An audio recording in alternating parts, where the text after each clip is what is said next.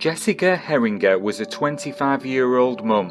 Her son, Zevon, was just 3 years old when she went missing. Jessica's family said Jessica loved her son more than anything in the world and wanted to work hard to give him a better life. Jessica worked at the Exxon gas station in Norton Shores, Michigan. She was also engaged to a man named Dakota. Jessica wrote frequently in her journal that she wanted more out of life. She eventually wanted to go to college and become an accountant. Sadly, Jessica would never get that chance. On April the 25th, 2013, a female customer who frequented the gas station saw Jessica working late that night and commented that she should not be there all alone at such a late hour and that her boyfriend should at least accompany her. She reported that a man who overheard the women's conversation then interjected she's got her customers looking out for her too. But Jessica sort of shook her head and started shivering, like a chill went up her spine or something. Furthermore, the customer claimed that Jessica wasn't her usual happy self and that it appeared something was wrong. So she parked outside the station until it closed. She did observe the strange man leave that night. The next day, April the 26th, the store closed at 11:30 p.m. and Jessica was just cleaning up when her last customer came in around 10:55 p.m. He purchased a lighter and left. At 11 p.m, an Exxon manager and her husband drove by the station, only to find a man acting in a suspicious manner. They observed him repeatedly opening and closing his silver minivan's rear hatch. Then they saw him drive away. They later described the man, his behaviour and his vehicle to the police. Between 11:02 and 11:05 p.m, a silver Chrysler Town & Country matching the manager's description was caught by surveillance cameras of 3 other businesses speeding away from the station. A regular customer named Craig Harpster stopped at the gas station at 11:07 p.m. to buy gas. He usually paid cash and had to walk into the store to pay. He said he walked in and called for Jessica, who was usually at the register. He said he checked the walk-in freezer but still didn't see her. He realised something was wrong when he saw Jessica's purse and the register slightly opened. Craig called 911 and the police arrived shortly after. Speaking 911, where's your emergency? I don't know if it's emergency. I just got to work. I'm at the Exxon gas station on Sternberg Road, kind of Sternberg, Grand Haven. Okay. And there's nobody here. It wouldn't allow me to pump gas, so I just walked inside. There's nobody. There's a car here. There's another car out front. But it's very suspicious why there's nobody here. Okay, so did you yell or anything, or? Yeah, I hollered, hey, walked around the building. It's just, I don't know. Yeah, but it was supposed to be open. And it's still open, right? Yeah, like when you walk in, the bell goes ding, ding, ding, ding, and, the cashier's supposed to be there, but I don't see anybody, hon. And how many vehicles did you see in the parking lot? Well, there's one parked by the building, and then there's another one at the Honda, little SUV. I do have an officer notified. Let me see where he is right now. I'm just concerned that nobody's hurt or why. Right. It looks like we have an officer who is just north of Ohio on Grand Haven right now. Okay. I can stay here. I'm in the black Jeep. The black Jeep. I'm right at the gas pump. You can check my gas tank. I'm still on empty. I didn't get no gas out of it. Okay. In a black Jeep. Okay. Yep. Like I said, he is on his way right now. If anything changes, Craig, I want you to call me right back. Okay. We'll send him out there, and if you feel like you have to leave, just give us a call back and let us know. Okay? Okay. I still don't see anybody. I'm outside, so I don't see anybody. Okay. Thank you. A detective with the Norton Shores PD arrived at the gas station. He met with Craig and a store manager was also called in. The store manager, when she arrived, pointed out that Jessica didn't close out her register or take her purse. She also told the police that she and her husband had been riding their motorcycles past the station around 11 p.m. She said they saw a silver minivan drive behind the station to the area where the delivery trucks usually go. She said they never had a delivery that late, so she and her husband drove in for a closer look. She said they saw a man walk to the back of the van, shut the back door, open it again and shut it really fast. They watched the man drive off and were able to get a good look at the minivan and the man's face. Sue, the store manager, described the van as a silver Chrysler Town & Country and said the man had wild blonde hair. She agreed to meet with a sketch artist to create a composite sketch. The detective also asked if he could look at the surveillance footage, and Sue said they didn't have any. That didn't stop the police from searching the rest of the gas station, and they did find one piece of evidence. They found a bloodstain outside where the delivery trucks parked. The bloodstain was sent in for testing, and it eventually came back as being Jessica's. Left at the scene of the apparent abduction, investigators found Jessica's car and jacket, as well as her cigarettes and a purse with a large amount of money.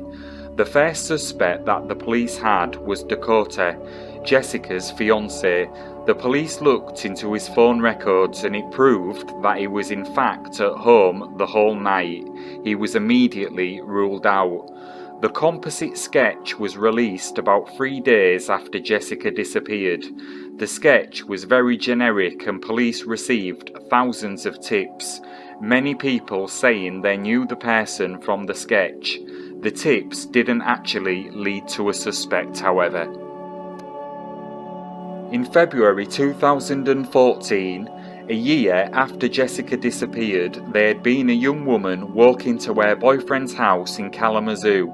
She was grabbed from behind and abducted. The abductor had held her captive and sexually assaulted her for hours. He had told her many times that he was going to kill her, but eventually let her go. The man's name was Brad Allen Mason. He had a lengthy criminal history and spent time in prison in 2004 for abduction and rape. He had also spent time in prison in 2011 for indecent exposure. Mason had lived in a halfway house right down the road from the Exxon gas station in Norton Shores. The police went to arrest Mason, and when they approached his house, he was holding a fake gun. The police didn't actually know it was fake, and Mason was shot for refusing to give up his weapon. Detective Cole believed that these cases were connected because Mason's victim looked very similar to Jessica.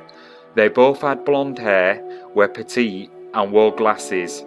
It would be several more years until there were any answers in Jessica's case, but as it turned out, Brad Allen Mason was not involved in Jessica's disappearance. Over the next 3.5 years, a 75-member task force with 14 specialised divisions such as aviation, behavioural sciences, technical services and intelligence analysis from 15 local, state and federal law enforcement agencies gave 12,000 man-hours to a vast investigation that included upwards of 1,400 tips received, 33 search warrants executed, 20 residential searches by consent, as well as 12 ground and 2 underwater searches.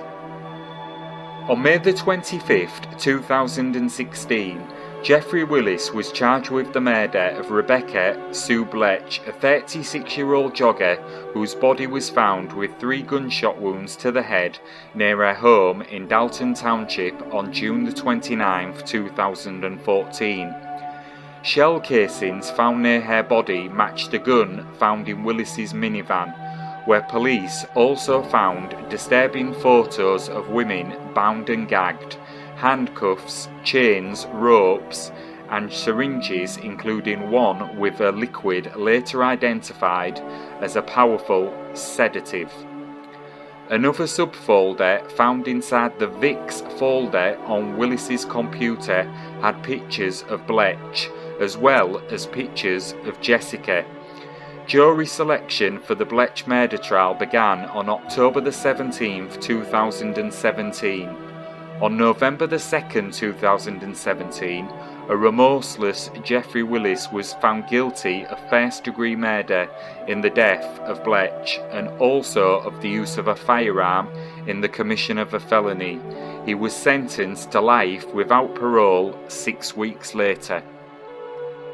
Witnesses would later come forward after his arrest and said that he was flirting with Jessica at the gas station on the night she disappeared. He also owned a silver minivan and was captured on surveillance cameras speeding away from the Exxon gas station on April the 26th, 2013. Jeffrey Willis was also supposed to work on that night, but never showed up for work. Jeffrey Willis went on trial for Jessica's kidnapping and murder in May 2018. He pleaded not guilty. The prosecution said that Jeffrey also had many porn videos and necrophilia on his computer and abducted Jessica to live out his fantasy. The defense said someone else killed Jessica after she sold them drugs.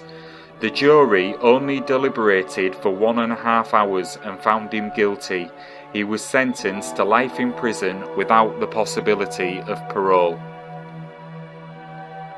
Willis is also considered a suspect in the unsolved murder of 15-year-old Angela Marie Thornberg, whose partially closed body was found by a hunter on October the 17th, 1996 in the woods near I-96 in Fruitport.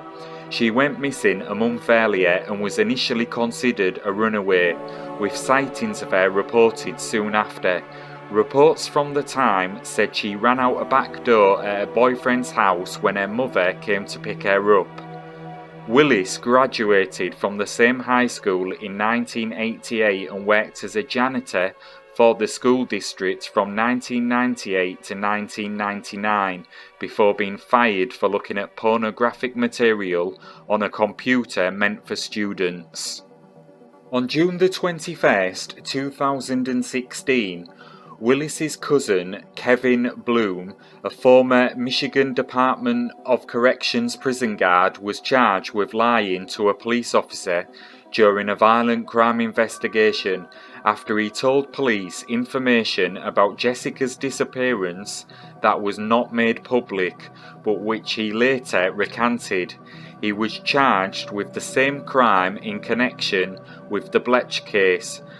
He pleaded guilty to both counts on August 26, 2016 and was later sentenced to time served. Bloom was also charged with being an accessory after the fact when he admitted to investigators he saw Willis with Jessica's body and helped him bury her after she was sexually assaulted. Bloom said Willis called him the day after Jessica disappeared and said he had a woman and there was a party. Bloom told police he saw Jessica with an obvious head wound, face down, hands out, and tied. She was naked and wasn't moving. He also told police he knew that Jeff had been following or watching Jessica and that he had hit her, which made her unconscious, to get her in the van. He told investigators he and Willis wrapped Jessica up in a sheet and drove her to an area on Sheridan Road near Laketon Road, where Willis had already placed shovels and buried her in a hole that had already been dug.